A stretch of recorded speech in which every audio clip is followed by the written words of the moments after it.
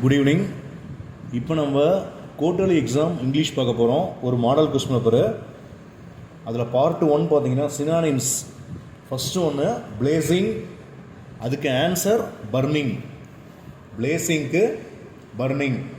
Next டிமாண்டடு, அதுக்கு ரெக்வஸ்டடு. Third one டெர்மண்டஸ், அதுக்கு answer enormous. இது ரிப்பீட்டடாக கேட்டுக்கிட்டே இருக்கான், பார்த்துக்கோங்க. அதே போல் ஆண்டனிம்ஸில் ஃபோர்த் ஒன் ஸ்லாம்டு அப்படின்னா க்ளோஸ்டு. ஸ்லாம்டு த டோர் அப்படின்னு வந்திருக்கும், அதுக்கு க்ளோஸ்டு த டோர். அடுத்தது ஃபிஃப்த்து ஒன்று பிளைன்டிவ்லி அப்படின்னா ஹாப்பிலி. சிக்ஸ்த்து ஒன் சேம் அப்படின்னா ஐடென்டிக்கல். ஓகேங்களா. நெக்ஸ்ட்டு ப்ளூரலில் பார்த்தீங்கன்னா எராட்டம் அப்படின்னா எராட்டா.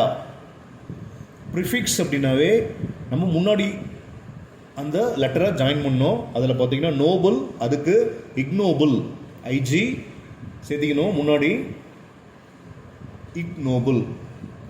அப்ரிவேஷன் அப்படின்னா என்ன பண்ணுறீங்க, சும்மா ஷார்ட் லெட்டர்ஸாக கொடுத்துருப்போம், அதை நம்ம என்ன பண்ணணும், எக்ஸ்பேன்ஷன் பண்ணி சொல்லணும். அதில் வந்து என்ன சொல்கிறான், சிஏ அப்படின்னா சார்ட்டர்டு அக்கௌண்டன்ட். சிஏனா சார்ட்டர்டு அக்கௌண்டன்ட். அடுத்தது ஃப்ரேசல் வர்பு. டென்த்து கொஸ்டினாக கேட்பான். The lawyer dealt on the clause clearly, cleverly.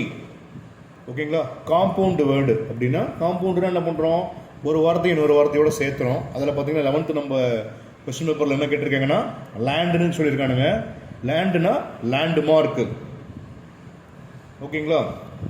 Preposition அப்படின்னு பார்த்தீங்கன்னா the butter appeared on the doorway. 2 marks. அதில் ஃபர்ஸ்ட் ஒன் பார்த்தீங்கன்னா why did the parents do when the young seagull failed to fly. அதுக்கு answer பார்த்தீங்கன்னா when the young seagull failed to fly, his parents threatened him to save on the ledge. அந்த சீகல்ஃப் பார்த்தீங்கன்னா fail ஆகிட்டே இருக்குது fly பண்ணுறதுக்கு. அப்போ அது என்ன பண்ணுறாங்க, அவங்க பேரண்ட்ஸ் எல்லாம் மிரட்டி அந்த ஓரமாக இருக்கிற லெட்ஜு மேலே நிற்க சொல்கிறாங்க. Second question, when was INSV Tarini commissioned to Indian Navy service. அதுக்கு பார்த்தீங்கன்னா 18th February 2017. ஓகேங்களா. நெக்ஸ்ட் தேர்டு ஒன்று, why do you think Mr. Bodwell wanted to sell the house. எதனால் போர்ட்வெல் வந்து அந்த ஹவுஸை செல் பண்ணுறாங்கன்னு கேட்குறான். அதுக்கு answer Mrs Portwell wanted to sell the house because they are often disturbed by the neighbors. பக்கத்து வீட்டுக்கு என்ன பண்ணுறான், பொழுதுனைக்கும் டிஸ்டர்ப் பண்ணிட்டே இருக்கிறாங்கிறனால அந்த வீட்டை வித்தரலாங்கிற மாதிரி முடிவு பண்ணுறாங்க. ஓகேங்களா. Next fourth one, how was the landscape through which they traveled. அதுக்கு பார்த்தீங்கன்னா the landscape was spotted with paddy field on either side of the road. ரெண்டு சைடும் பார்த்தீங்கன்னா அந்த லேண்ட்ஸ்கேப் இப்படி தான் இருக்கு, பேடி ஃபீல்டாக இருக்கு. நெக்ஸ்ட் ஒன் பேராகிராஃப் பார்க்க போகிறோம். Describe the struggles underwent by the young seagull to overcome its fear on flying. அந்த சீகல் குட்டி பறவை இருக்கு இல்லைங்களா, அது என்னென்ன மாதிரி வந்து ஸ்ட்ரகிள்ஸ்லாம் ஃபேஸ் பண்ணுது, அதுக்கு எப்படியெல்லாம் வந்து அந்த பயத்தை வந்து பறக்கிறதுக்கு போகுது அப்படிங்கிற மாதிரி கொடுத்துருக்குறான். அதில் ஃபஸ்ட்டு பாயிண்ட் பார்த்தீங்கன்னா the young seagull was along on the ledge. அது என்ன பண்ணுது, தனியாக இருக்குது. ஏன்னா அது என்ன பண்ணாங்க, அவங்க பேரண்ட்ஸ் எல்லாம் போய் தனியாக நிற்க வச்சுட்டாங்களே அந்த லெட்ஜு மேலே, அதனால் அந்த யங் சீகல் என்ன ஆகுது, தனியாக இருக்குது. His 2 brother and sister started fly. அவங்களுடைய பிரதர்ஸும் சிஸ்டர்ஸும் என்ன பண்ண ஆரம்பிச்சிட்டாங்க, பறக்க ஆரம்பிச்சிட்டாங்க. பட்டு he was afraid to fly. ஆனால் இந்த யங் சீகல்லால் என்ன பண்ண முடியல, பறக்கிறதுக்கு பயமாக இருக்குதுன்னு நின்றுக்கிட்டே இருக்குது. ஓகேங்களா. His parents were scold and threatening him to save on the ledge. Parents என்ன பண்ணாங்க, திட்டுறாங்க, அதே போல் மிரட்டுறாங்க. என்னன்னு, அந்த ஸ்டேவ் ஆன் த லெட்ஜிலேயே இருங்க, நில்லுங்க, சரிங்களா, அது மேலேயே ஸ்டேவ் மேலேயே நில்லுங்க, லெட்ஜு மேலே நில்லுங்கன்னு சொல்லி என்ன பண்ணுறாங்க, மிரட்டுறாங்க. He had no food, so eat the dried eggshell.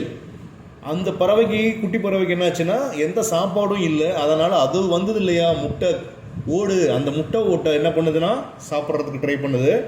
அப்போ நெக்ஸ்ட் என்ன பண்ணுறாங்க அப்படின்னா பேரண்ட்ஸ் டீச்சர்ஸ் ஹிம் ஃப்ளை.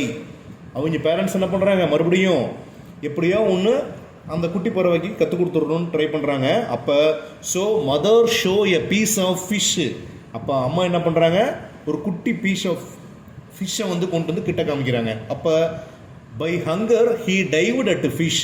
அது பசியாக இருக்குது இல்லைங்களா, அதனால் என்ன பண்ணுது வேகமாக ஓடி வருது, டைவ் அடித்து ஓடி வருது. ஓகேங்களா.